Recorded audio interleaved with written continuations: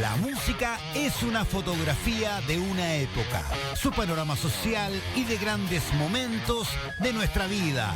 Rock and roll y buenas historias. Aquí comienza Heavyfonía con Mane Campos. Hola, hola queridísimos. Estamos en la Woodstock Radio, por supuesto, iniciando un nuevo episodio de Heavyfonía y un episodio especial, además, porque tenemos un invitado de lujo. Estamos hablando de Jocke Berg, cantante de Hardcore Superstar, tremenda banda sueca.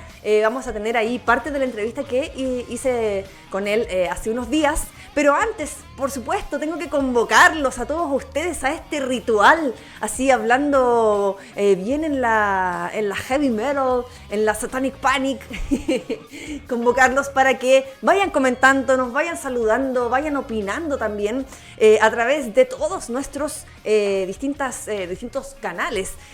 Primero, WhatsApp 569-981-90823. Estamos por streaming en vivo y en directo a través de la Woodstock Radio en www.woodstockradio.com, donde también puedes, por supuesto, dejar tu comentario en el chat que aparece ahí en el streaming. Van a ver un cuadrado donde está el chat y pueden dejar su nombre y su comentario. Y también estamos en múltiples canales. Puedes también vernos en Twitch a través de en el canal Woodstock Radio, también en TV Cable, Cirrus Comunicaciones, canal 889 en Chiloé. Un abrazo grande ahí para los que nos están viendo desde Chiloé. Y también pueden descargar la aplicación Rockers desde Google Play. Y también, nos pueden ahí buscar como Woodstock Radio, y también, finalmente, pueden escucharnos también en varias aplicaciones como Radio Box Online, Radio Chile, Senior Radio, entre otras. Así es que ya les di todas las credenciales, no hay excusas para que no se conecten en esta edición especial de Heavyfonía. Bueno, pasando ya ahí 2 cucharadas a la papa, les cuento. La semana pasada tuve el agrado de conversar con Jocke Berg, cantante de Hardcore Superstar, como les estaba contando, bandaza que viene a Chile a visitarnos este 14 de noviembre. Se van a presentar en Club RBX, debutando en Chile, al fin, después de mucho tiempo ahí esperándolos. Hardcore Superstar, ¿qué decir de ellos? Son súper importantes en el revival del hard rock, en el revival del sleaze de mediados del 2000. Cosa que también hablamos ahí con Jocke, porque, ahí lo van a ver más adelante, les vamos a ir mostrando la entrevista ahí como desmenuzada en los mejores momentos, por supuesto. Así es que quédense para saber qué conversamos con él. Y bueno, como les contaba, hablamos con Jocke de esta importancia que tiene Hardcore Superstar en el revival del neo sleaze. Oh, perdón, chiquillos, no voy a silenciar el teléfono. Hoy día les digo al tiro, un día así, Lady Murphy, todas las cosas pasando cuando no tienen que pasar. Bueno, lo importante es que estamos acá y retomando ahí con Hardcore Superstar. Cerca del año 2000... ahí para ubicar a los que también de repente no los conocen o no los conocen tanto, cerca del año 2000 como que el hard rock, el sleaze estaba bien enterrado, digamos, como que no se sabía mucho de esta música, ¿no? Que la rompió en los 80 y principios de los 90. Buckcherry ya había sacado su disco debut ahí del 99, del homónimo, ¿no?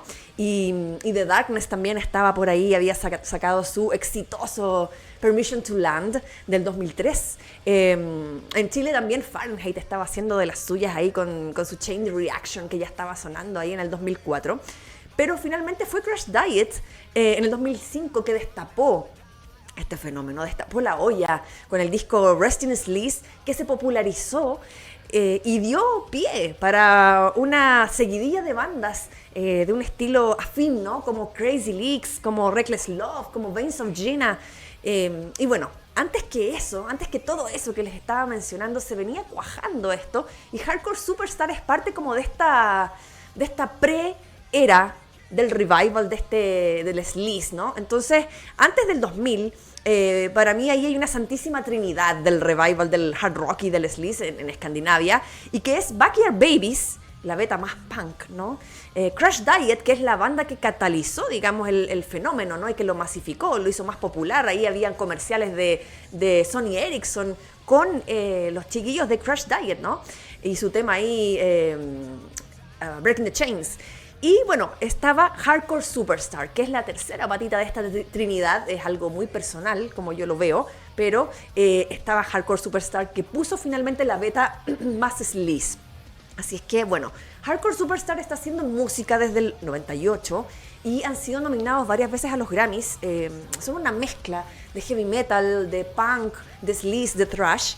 Y vamos a abrir los fuegos con un tema muy, muy especial y que yo diría que ya es un clásico y que seguramente vamos a escuchar este 14 de noviembre.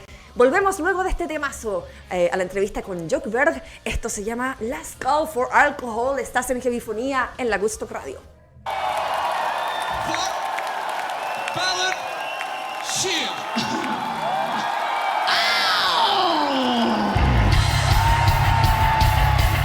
Come on, put your hands up.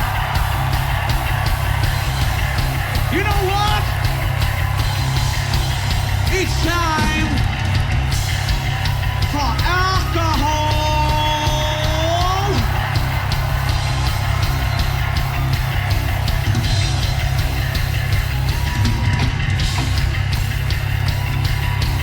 Are you ready?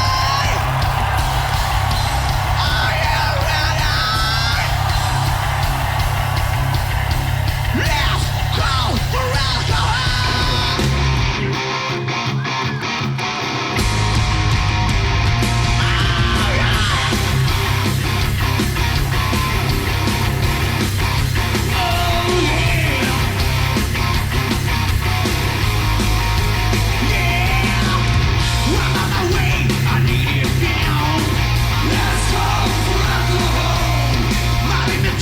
My only sin.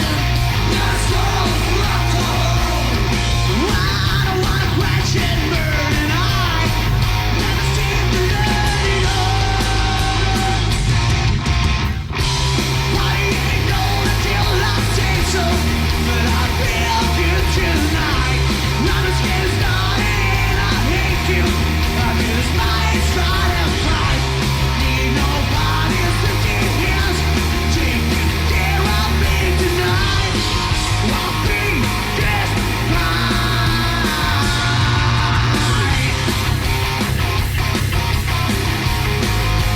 Yeah, I need a drink. I need it now.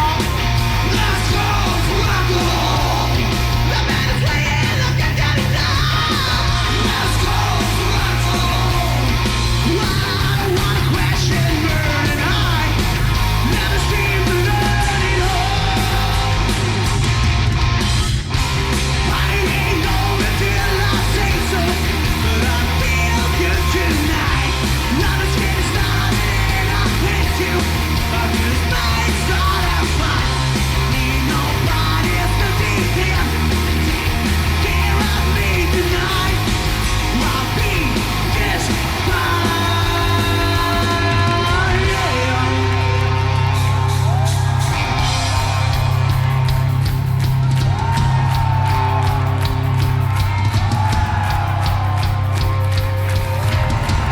All right. Look at this fucking sign.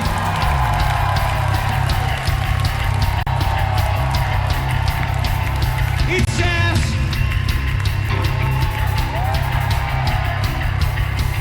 we stay at you in Salonia, a great show, but tonight I want to sing with you on stage. Should we let her?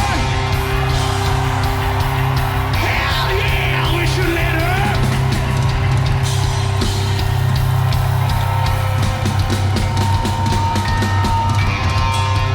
There you go.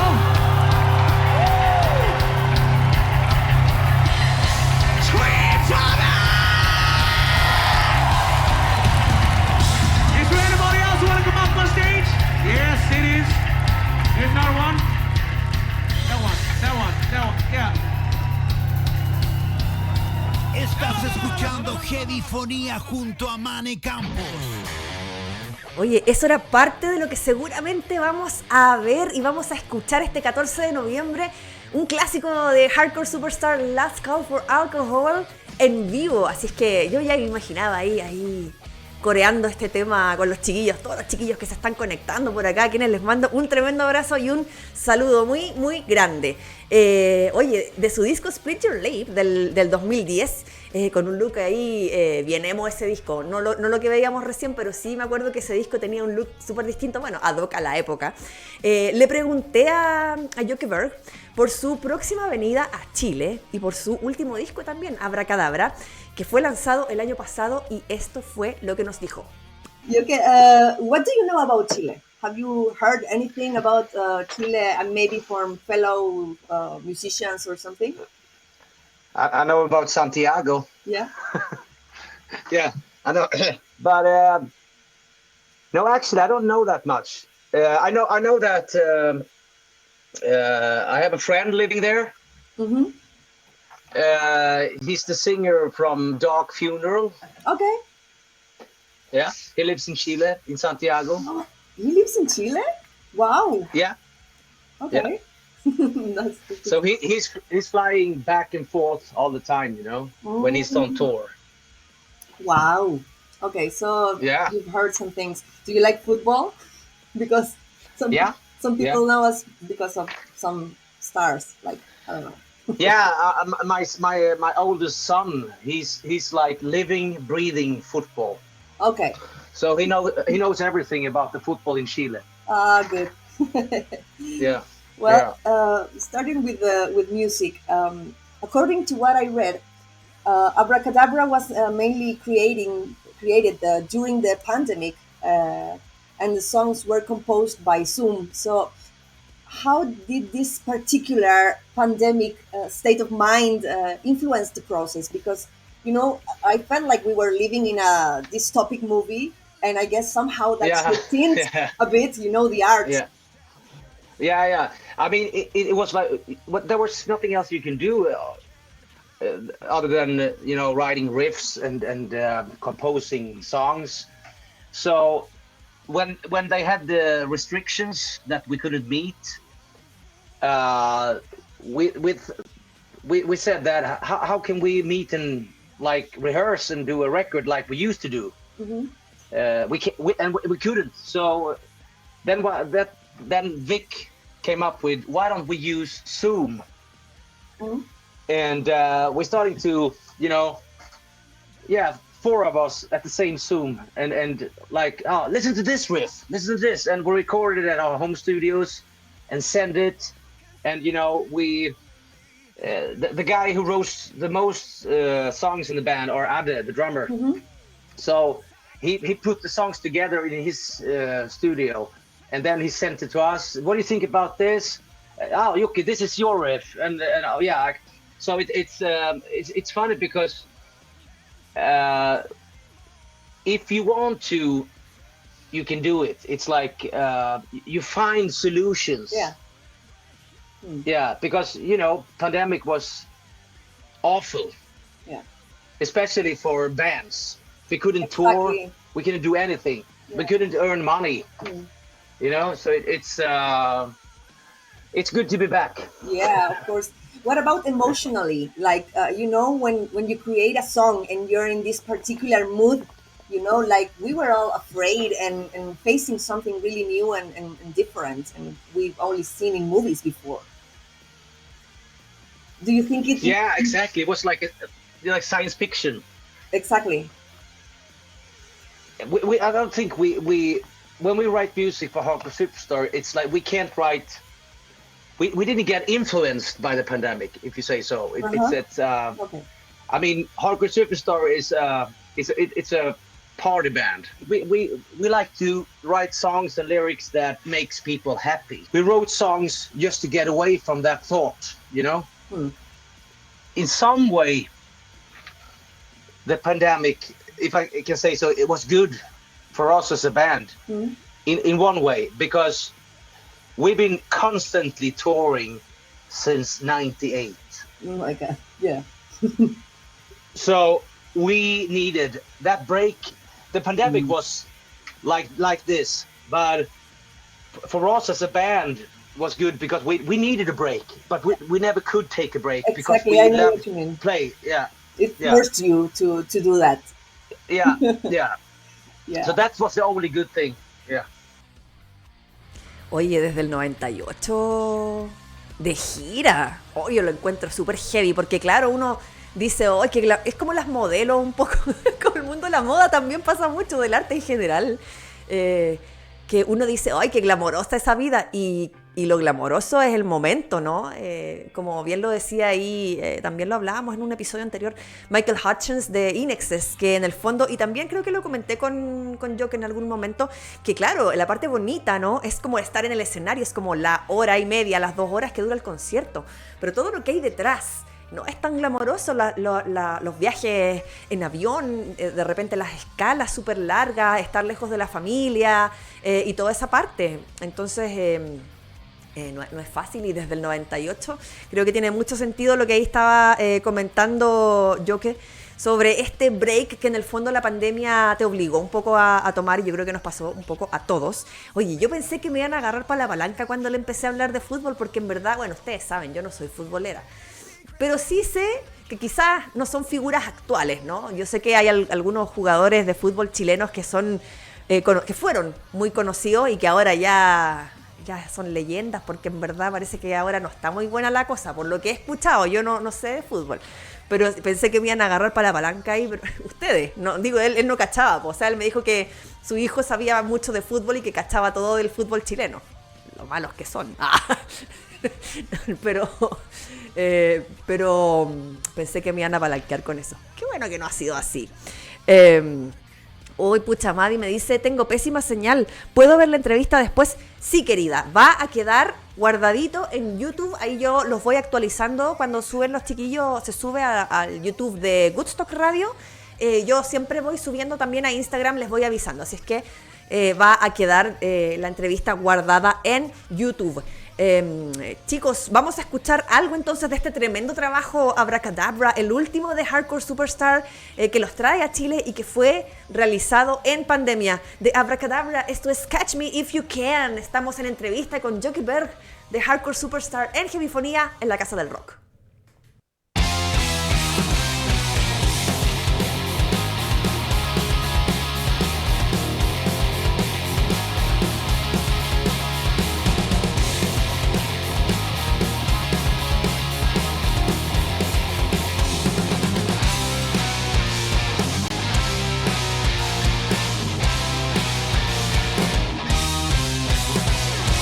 Accused of agitation, climbing the first degree.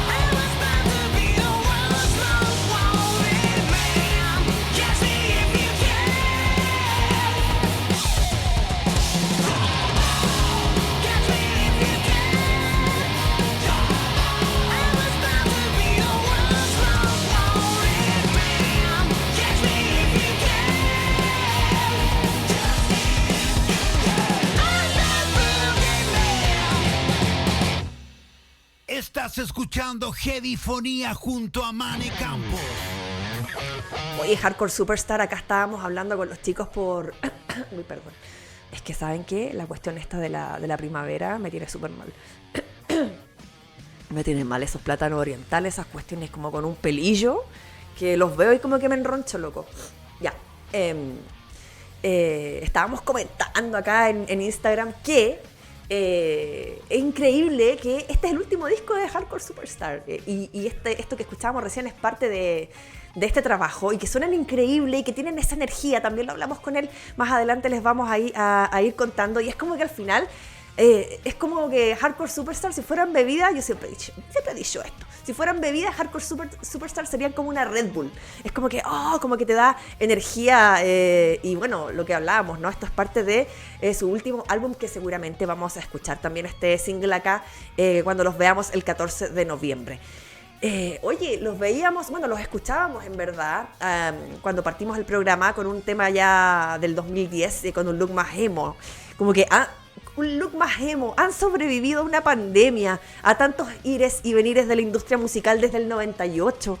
Es una larga trayectoria. ¿Cómo era la cosa en el 98 para hacer sleaze?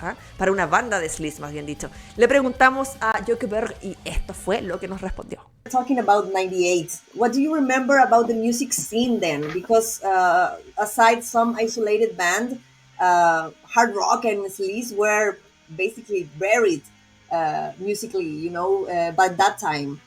What do you remember of the scene?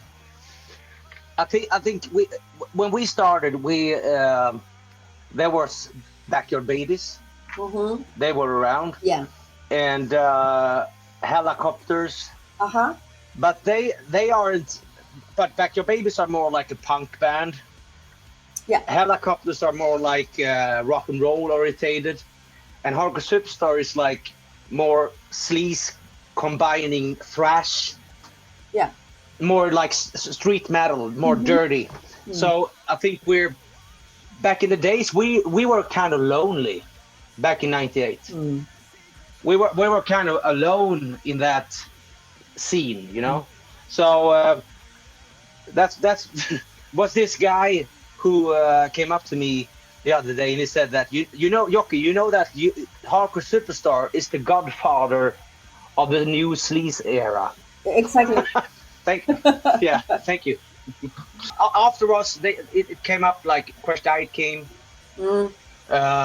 Crazy Licks, what more? There's a lot more. Reckless Love, Santa Cruz. Yeah, Santa Cruz. Yeah. Okay. And Lizzie's band, Lizzie from Veins of Jana. The Cruel Intentions. Yes, good band, really good band. I love those guys. Yeah. Okay, so you were kind of lonely, but Scandinavia and Sweden had a particular, music scene that was important, in the revival of this hard rock music, the bands that we were talking about. Why do you think Sweden or Scandinavia was the place to bring back this music? Maybe it's something in the water supplies. I don't know. Maybe it's because bands like Mötley Crüe, Faster Pussycat, Elegance, they were like big here in Sweden. Okay. And in some way, we all got influenced by that scene. But as you say, it's like kind of weird that it's so big. It's so many bands from Scandinavia who sounds like the LA scene. Yeah. I don't know why actually. It's yeah. Okay, so you have more than 20 years playing together. So what do you think is the key to keep making music and not killing each other? Because it's a long time. Yeah, I think it's we have this rule when we started Hardcore Superstar. Mm-hmm. We have this rule that we're never gonna fire anyone from the band.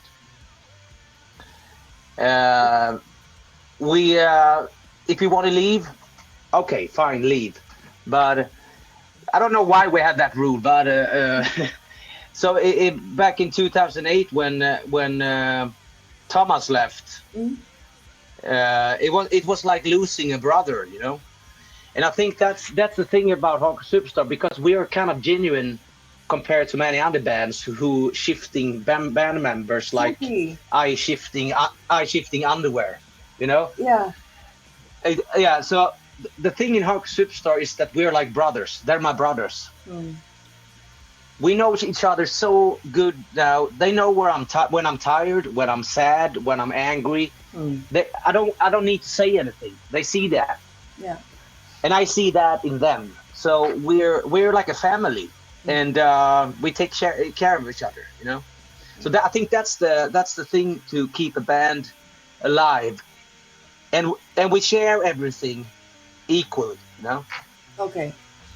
That's Yeah. a very important thing, I think, because if you think of I don't know, like bands in the 80s, for example, it was all about money, Yeah. you know, so many fights Yeah. about money. Yeah.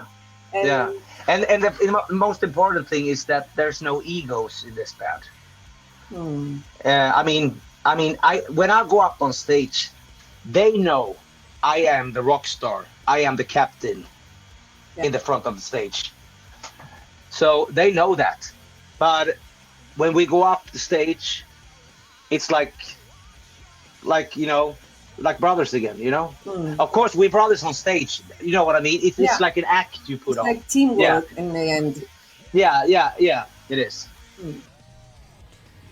Oye, una buena reflexión ahí a tomar nota las bandas chilenas de esta receta, de cómo Hardcore Superstar se ha mantenido por más de 20 años con muy pocos cambios de line-up. De hecho, ahí Nasty me contaba que le llamaba la atención que de hecho es el batero el que escribe la mayoría de los temas. Sí, ahí Ade es el que escribe la mayoría de los temas. Y bueno, también le mando un gran saludo a Esteban, queridísimo, muchas gracias por tus comentarios. Y a Jorge, que me cuenta que estuvo en Candlebox. Oye, Jorge, yo creo que te voy a hacer corresponsal de Heavyfonía, porque a Candlebox no pude ir, entonces como que a los conciertos que no vais tú, a veces voy yo.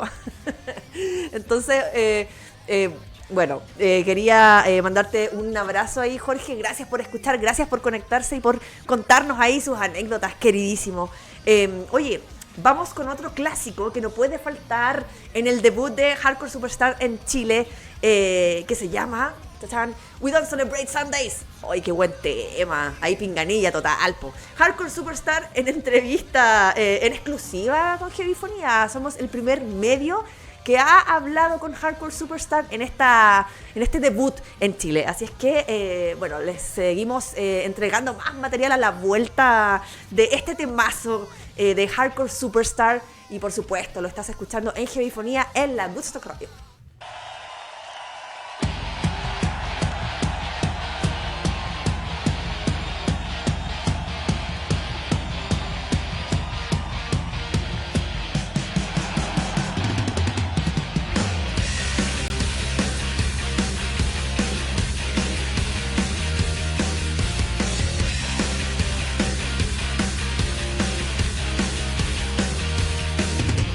Come smash up your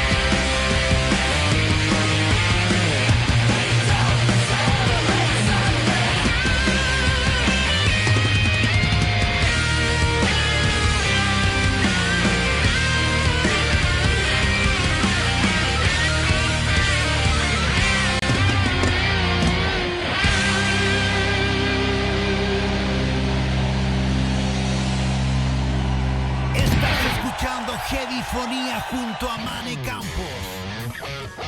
Oye, qué temazo, We Don't Celebrate Sundays, los pinganillas del sleaze, diría yo. Porque, a ver, sí, porque Crash Diet son como más darks, así como que se van así como más para adentro y sus personalidades también son como un poco así. Reckless Love son como muy, medios así como muy elegantosos, encuentro para hacer pinganillas. De esa camada, Veins of Gina también los encuentro medios dark. Sí, estos locos son como los pinganillas del sleaze, ya llevando todo así como la cultura nacional. Oye, qué interesante las reflexiones de Jocke, sobre todo el tema ahí del compromiso, ¿no? De eso de que ellos no despedían gente. Cuando comenzó Hardcore Superstar, yo decía, ¿cómo lo haría una banda chilena? Y finalmente yo creo que tiene que ver con un tema, como hablábamos por Instagram acá, como medio cultural, con ese tema de te comprometís y quizás te cuesta más comprometerte porque uno es una responsabilidad en el fondo, ¿cachai? Pero cuando se compromete, ¿cachai? No es así como que, ay, quiero, pero no, no. Y menos con la música no se juega. Oye, como saben, Heavyfonía no se nutre solo de rock and roll, sino de las historias tras la música. Y qué buenas historias nos contó Jocke Berg sobre lo bueno y sobre lo malo de seguir el camino de la música, el Highway to Hell. Ahora lo vamos a escuchar, todas estas anécdotas que nos contó. Ahí, atentos porque se vienen unas buenas papas. Vamos, Pipe. What was the moment when you thought, okay, I made it, or at least I'm satisfied with what I've done? I met so many, idols during my career, and the funny thing is that when I meet them, I meet them again. It's like they say, "Hi, Jocke, how are you doing?" Oh, hi, Rob Halford. Hi, Big Byford from Saxon. Yeah. He emailed me. We played in Newcastle, and he texted me, "Hi, it's Biff. Is it okay if me and my son come to your show in Newcastle? Oh. And can you maybe put us on the guest list?" Oh, wow. Okay, Biff, I put you on the guest list. and the same was the thing you said with Ronnie M's DIO. We met him when we were in the studio recording "Thank You for Letting Us Be Ourselves" album, and this is 2002 somewhere. And we went to this show where DIO played, and we went backstage. It was me and the guys in the band and Mickey D from Motorhead. Yeah. And it was John Corabi and Ronnie M's DIO. And he told me that he heard the band and he liked my voice. Wow. So he said that when I'm gone, you have to keep the heritage, my heritage, going, because you are a great singer. Wow. And then I started to cry. Of course. Because it got so emotional. So I started to cry because, this is Ronnie M's DIO we're talking about. He's telling me that I'm a good singer. Yeah. Check. That's the receipt for that. It's like, then there are a lot of moments, but we were out on tour with Motorhead, and Lemmy invited me to his tour bus, and we were sitting there. He poured a beer glass with 70% whiskey, 30% Coca-Cola, and I got shit faced. And he was like, I said that. Yeah, because he's. So I was sitting there for 5 hours. They had to carry me out of the bus because I was so drunk. But imagine sitting and listening to records where Lemmy sings country. That's not a lot of people who heard that. And he asked me, "Hey, Jocke, do you think it's good?" I love it. wow, that's a really great story. So cool. And there's many, many more. I promise you. It will be in the book. Yeah.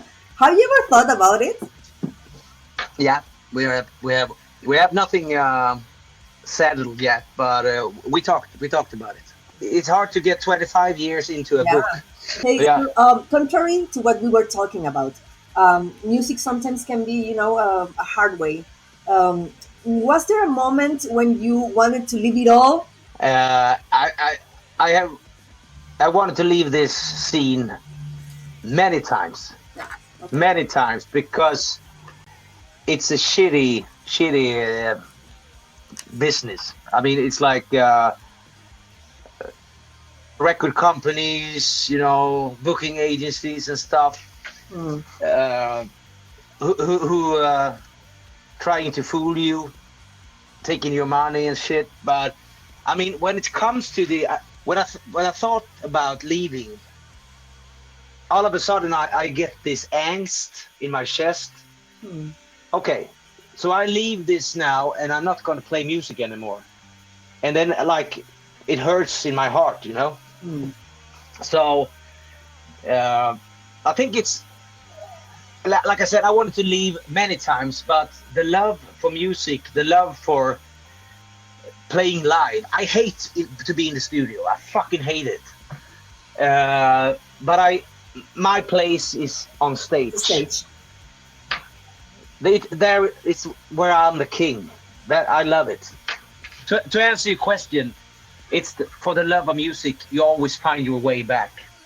Yeah, it traps you. Yeah. There's no way back. No. Oye, tremendas historias de Jocke Berg y su imitación de Lemmy, lo máximo, lo máximo. Y creo que tenemos la primicia del libro, no sé, no sé si lo han mencionado antes en otros medios. Y bueno, la otra cara de la moneda, ¿no?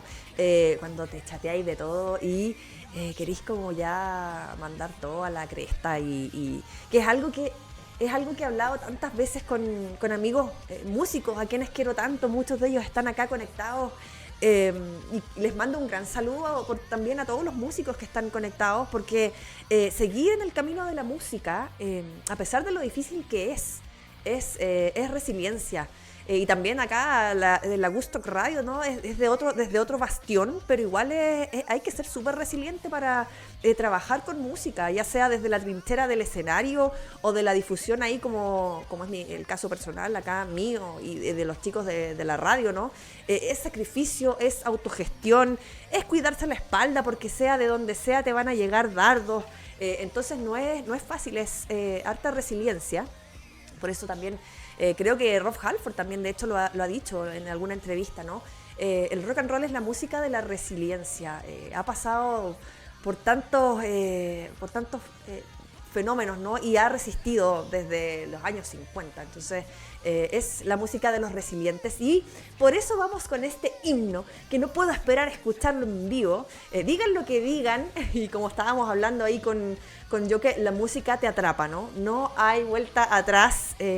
La industria, los chaqueteros, los haters, esa gente que te dice que ya no tienes edad para estar usando poleras de banda o para seguir gastando en conciertos.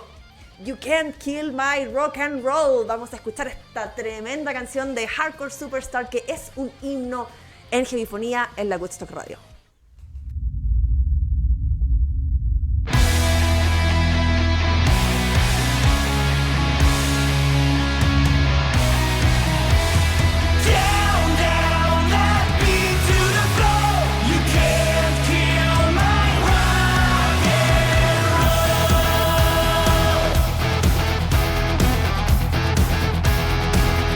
I wanna go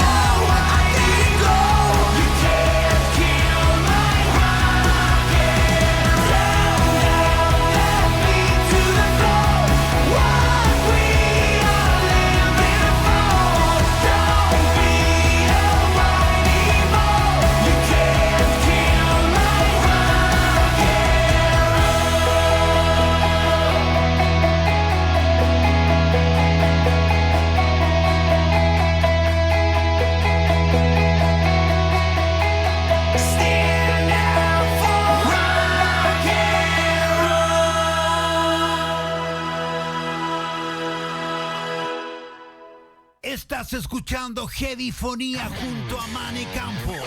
Oye, qué gran tema y qué gran video y un himno, definitivamente. Oye, le tengo que mandar saludos a todos los chiquillos que se están conectando a través de Instagram, porque también estamos haciendo un vivo, pero la entrevista está saliendo por goodstockradio.com por el streaming. Klaus Ape, como siempre, acá mi queridísimo está conectado. Iván Fireworks también desde España. Oye, un abrazo para España. Manuel también le manda un abrazo. Iron Pancho está conectado también. La chica rockera estuvo por ahí también conectándose. Oye, chiquillos, muchas gracias por estar acá acompañándose de Heavyfonía. Qué gran himno, You Can't Kill My Rock and Roll, seguro una declaración de principios. Y bueno, sobre lo mismo hablamos también de cómo Hardcore Superstar ha conservado esa energía que los hace sonar, luego como si tuvieran todavía 20 años. Y también sobre la escena actual de rock and roll. Vamos a escuchar a Jocke Berg. So how do you do it? Like I heard your albums, you know, and now that we were having this interview, I made the exercise of listening them, like from the first one to the last one, and I think this there is this sense, you know, like you still sound so powerful and youthful and you know, like still having the energy of your 20s. I mean, the energy of the music. Yeah. But that's what's the recipe? that's like what we.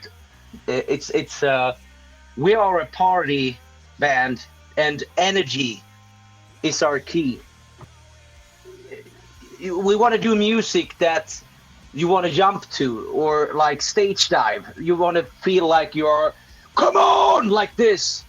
And that's Hardcore Superstar, because I turn 50 next year, and I see old classmates. They look like they're 70. Dude, it happens. Yeah. Yeah, but I work out. I run like 30 kilometers a week. I do CrossFit to, you know, keep it up. I don't want to be a boring frontman, and no one else in the band wants to be a boring bass player or guitar player or drummer. We want to deliver energy to the audience, and when we do that, the audience give us their energy, and that's thank you so much, because that's what we're out to get, you know, to do that. So you understood it. Yeah. Yeah. I got it. Humor, I think, is an important part, you know, in Hardcore Superstar, in the lyrics. Do you think rock musicians in general, they take themselves too seriously sometimes? Like, for example, to my view, it happens a lot with metal, no? With more extreme genres, like, I don't know, black metal or death metal. They take themselves so seriously, you know? Do you think it happens a lot in the rock scene in general? I think it's a lot of bands who become too political, you know. I think that's for us in Hardcore Superstar. It's like we don't take ourselves serious at all. We just want to have fun, and we had fun for 25 years. And I don't understand, because, like I said, there are so many bands who take themselves too serious. And I'm always amazed by when I see like bands like that. I don't want to name drop anyone, but when I see bands like that, and it's like I just watch them live, and they're standing like, I'm gonna kill myself. Everything is so fucking depressing, like, you know. And what are you doing? I'm looking at the front man. What are you doing? Come on, stage dive, do something. Yeah. It's like, I mean, I think that's the same thing as, you know, every person is, you know, unlike the other one. You know, it's like we're not the same, none of us. Yeah. Oye, qué agradable sujeto, Jocke Berg, de verdad. Fue un agrado hablar con él.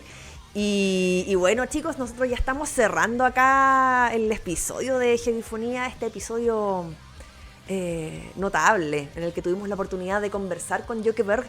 Chicos, les agradezco por haberse conectado, por haberse acompañado con nosotros, por haber comentado, por haber estado ahí. Así es que les mando un abrazo. No se olviden, Hardcore Superstar en Chile telonean los tremendos, queridísimos Nasty Guns. Esto es el 14 de noviembre en Club RBX. Las entradas están por Eventbrite, así que no se olviden. Y a propósito de Nasty Guns, el 4, este sábado, en Club Camse, en Franklin con Sierra Bella, a las 17 horas van a estar Nasty Guns, Huérfanos Salvajes, queridísimos, también han pasado por el programa, Diesel, Tugurio y Barbeta. Entradas por DM de las bandas, así es que ahí métanse al Instagram de Huérfanos Salvajes, de Nasty Guns, y pregúntenles por entraditas a este panorama que se viene para el 4 de noviembre, ahora este fin de semana. Chicos, chicas, les mando un tremendo abrazo a todos y gracias por conectarse nuevamente. Recuerden que estamos en TikTok, Heavyfonía. Los capítulos anteriores los pueden revisar en YouTube, en el canal de la Woodstock Radio, y también en heavyfonía.wordpress.com. Y hablando de historias historias y de humor también, lo que estábamos hablando ahí con Jocke. Aquí va un interesante tema para cerrar este memorable capítulo de Heavyfonía en el que estuvimos conversando con Jocke Berg, que los deja también, por supuesto, invitados a su show el 14. Yo me despido, cuídense mucho, que tengan un gran fin de semana y nos vemos el próximo jueves en un nuevo capítulo de Heavyfonía. Ya viene la cata con Cine Frecuencia. Recuerden seguir como siempre en la compañía de la Woodstock Radio. Un abrazo, un beso y nos vemos. Chao, chao. Hi, this is Jocke Berg from Hardcore Superstar. We are coming to Chile to play at the RBX Club and support us, the awesome band Nasty Guns. So if you don't got the tickets yet, buy them because it's gonna tear the place down.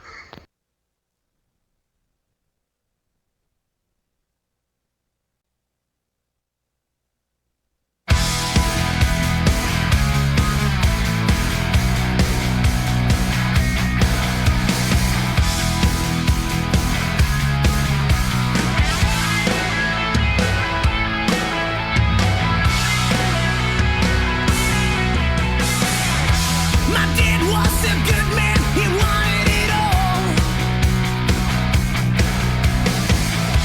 But no one ever told him you can't break the law. Only wanted to please me and my mom.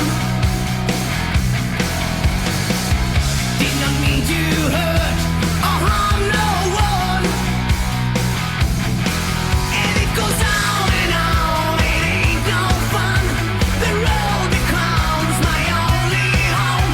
But the chase will always be far too fun. Like my dad, I'm on the road.